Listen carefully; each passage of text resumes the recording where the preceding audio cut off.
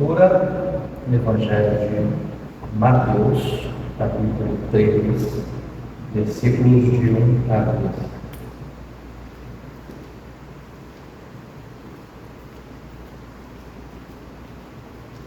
Mateus 3, de 1 a 12. Assim diz a palavra do Senhor.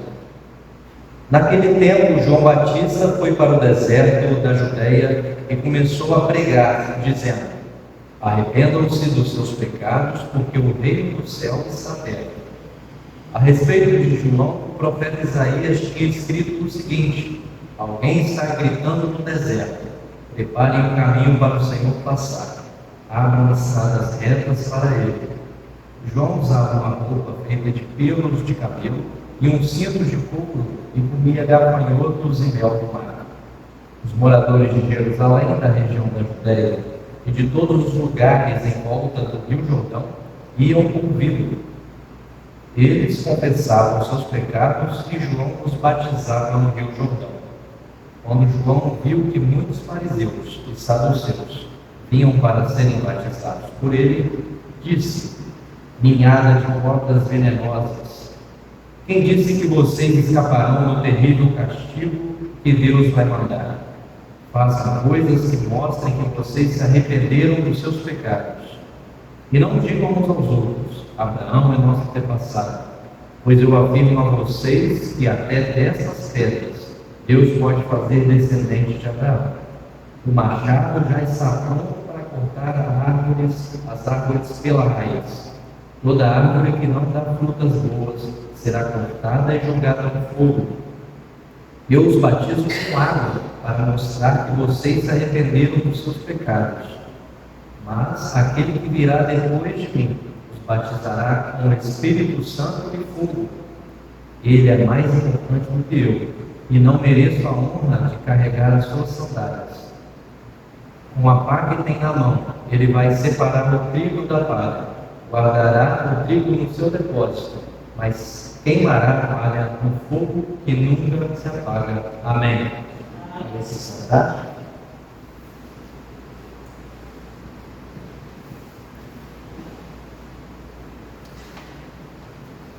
A mensagem, a palavra de Deus que nos desafia, seja uma bênção em nossas vidas a partir dessa noite, como tem sido em todas as outras proclamações.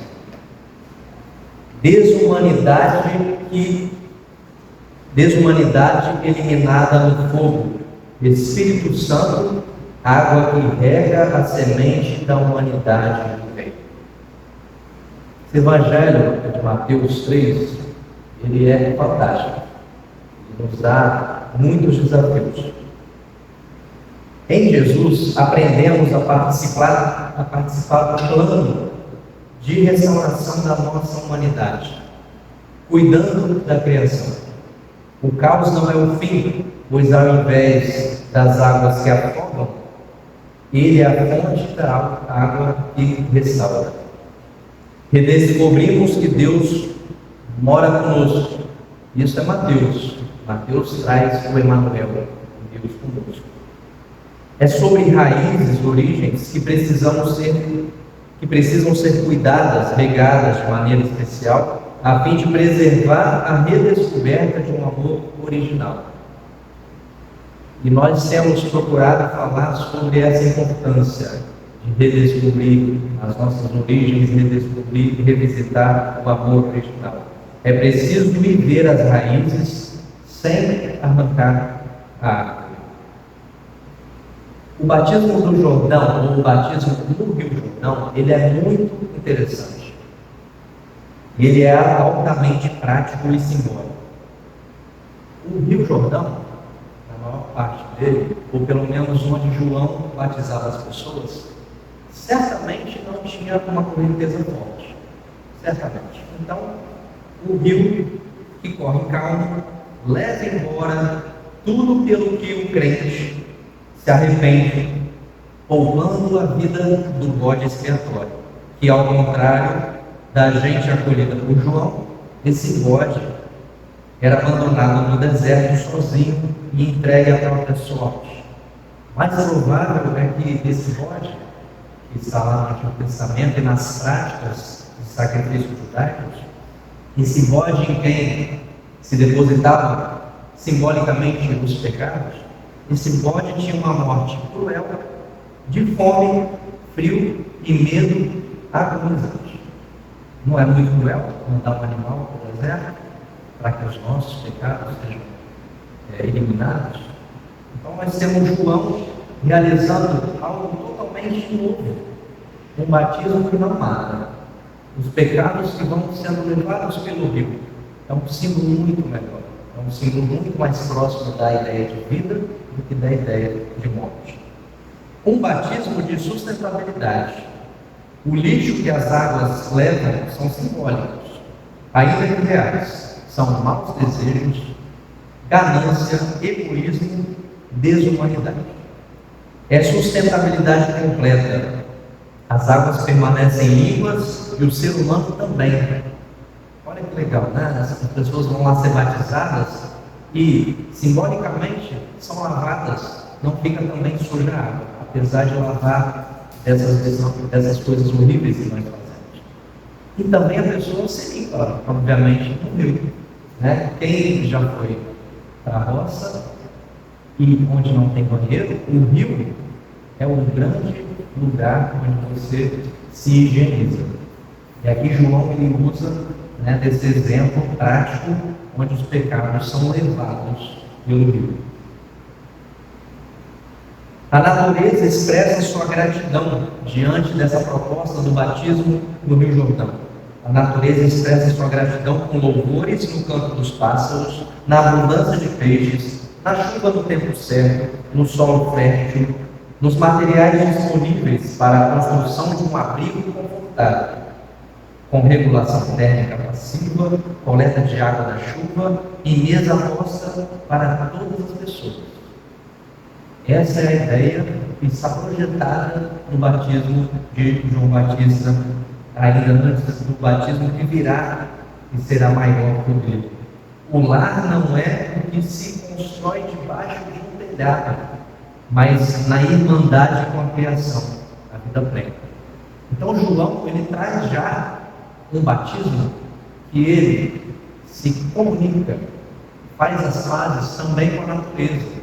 As pessoas não simplesmente deixam os seus pecados serem levados, elas aprendem algo novo desse batismo, onde a simbologia da destruição, naquele batismo sacrificial, do sangue, da morte dos animais, e ele elimina essa premissa de você ter que matar para eliminar o pecado. Então você tem aqui essa possibilidade de uma reconciliação com a criação de Deus. Em Romanos 15, 4 a 13, Paulo nos convida para a unidade com coragem e esperança, reforçando a importância do acolhimento e da inclusão. E na voz do profeta Isaías, chama para a inclusão dos gentios no meio do povo judeu, ou seja, os estrangeiros, que não fazem parte da comunidade judaica. E diz: virá o herdeiro do trono de Davi e reinará sobre os gentios.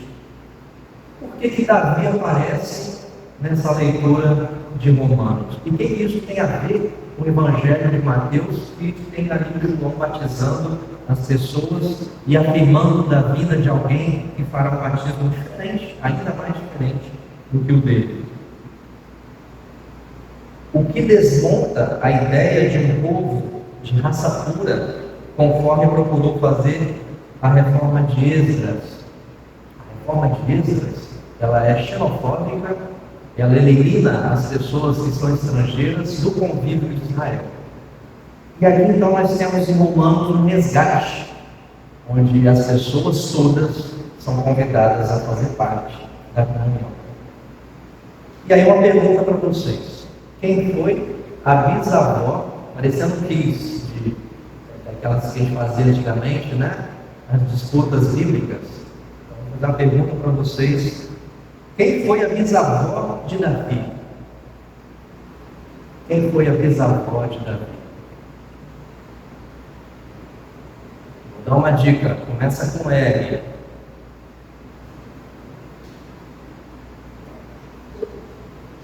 Ruth. Muito bem, o time de lá ganhou. Ela falou, eu não ouvi.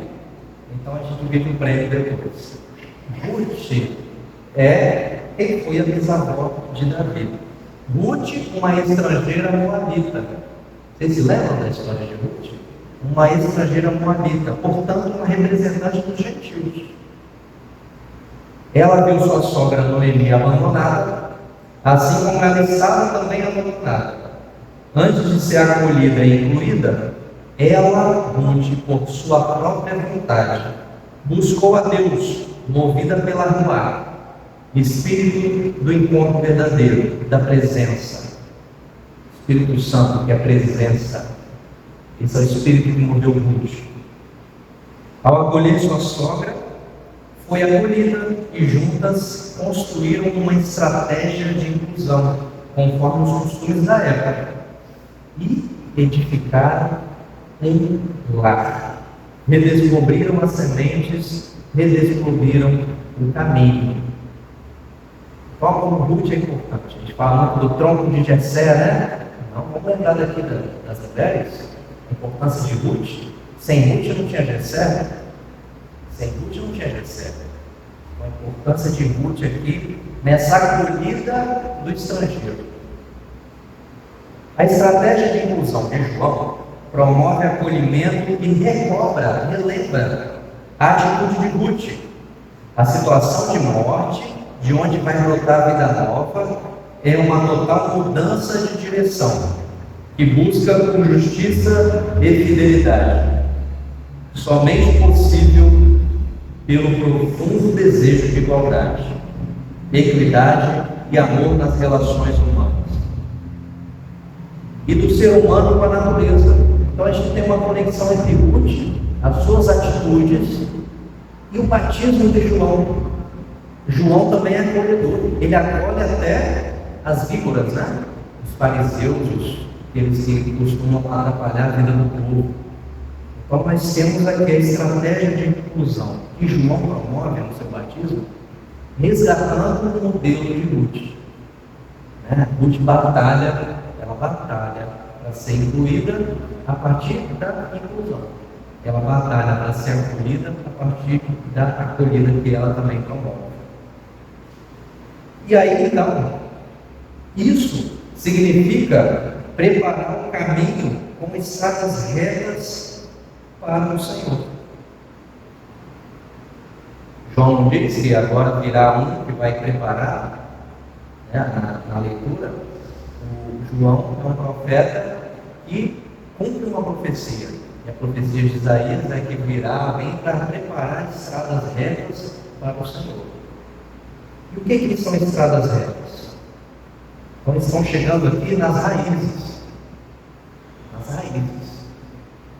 Porque quando a gente fala sobre estradas retas, o nosso pensamento costuma ir para a ideia de deixar um caminho plano para Jesus, porque Ele é o rei, e sempre um tapete. Mas estradas retas, a gente tem que lembrar da nossa forma de irmandade. Ninguém é maior que ninguém. Isso é uma estrada reta. Eu não sou melhor que você não é melhor que eu.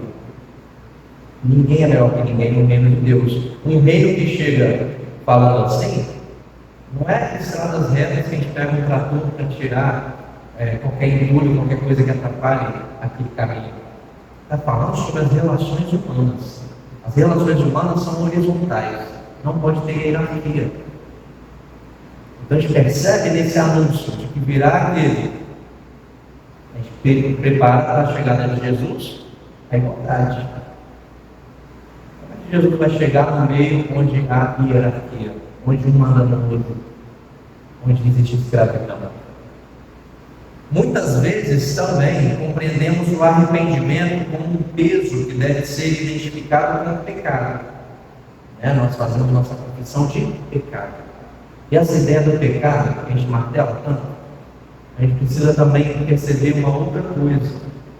Arrependimento deve ser também, e talvez principalmente, entendido como mudança de curso. Para que falar tanto de pecado? Você é culpado. Esse nosso modelo cristão de acusar, de pesar carga sobre nós, ele não dá certo, porque Jesus já levou todas as culpas. E a gente insiste que a gente ainda é culpado, a gente insiste em culpar os outros. Então a ideia do arrependimento aqui, a gente trocar um pouco a ideia de pecado para mudança de fluxo. Pausa para revisar a caminhada e traçar novos alvos, novos destinos, que pode ser um retorno à origem, que produzam o bem. Se o seu arrependimento não produz bem, não é arrependimento. A gente vai ficar dando voltas. Portanto, se de fato não há um só ser humano que não tenha pecado, depois quem quiser ler Romano 3, vocês vão ver lá. Não existe um só ser humano que não tenha pecado. Essa é a afirmação de Paulo. Ele constata isso e você pode constatar na sua vida, assim como eu constato na minha. Não existe nenhum ser humano que não tenha pecado. Então, se de fato não existe um só ser humano que não tenha pecado, a escolha de Ruth deve ser inspiração para quem quer salvar a vida, entrar no lar, acolher os outros e incluí-los. Então a gente tem uma árvore preservada. A preservação dessa árvore, que é a humanidade, ela só acontece quando a gente acolhe. Ela só acontece quando a gente se inspira na atitude de Ruth, quando a gente entende o objetivo da remissão de pecados de João Batista, não é que as pessoas sintam o peso do pecado, mas que elas mudem de rumo, mudem de atitudes. Conclusão.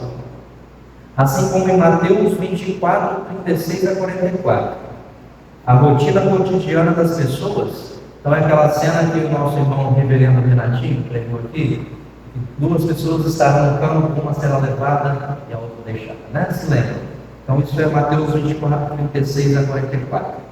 Então essa rotina cotidiana das pessoas é cenário para assumir novas atitudes, nova consciência. João anuncia que o batismo de Jesus vai ser além, vai além do arrependimento ou da mudança de rumo. Então se a gente acha que mudar de rumo já é difícil, o desafio que Jesus quer colocar é maior, é muito maior. O batismo com o Espírito Santo e fogo leva ao resgate da nossa humanidade. Os pecados não são enviados para longe, naquela ideia do rio que vai levando os pecados. Não são enviados para longe. Os maus desejos, as ganâncias, o egoísmo, a desumanidade são consumidos pelo fogo. Vem a diferença? Uma coisa é você botar o pecado no bote e mandar ele no deserto. Outra coisa que é um pouco melhor é você mandar o pecado rio abaixo, sem matar ninguém. Agora, algo melhor ainda é você queimar, para nunca mais ter. Então, o Espírito Santo, o batismo do Espírito Santo e fogo, significa que todas essas coisas ruins que nós temos, que a gente confessa, que a gente reelabora, que a gente rumina, isso deve ser queimado para nunca mais mudar.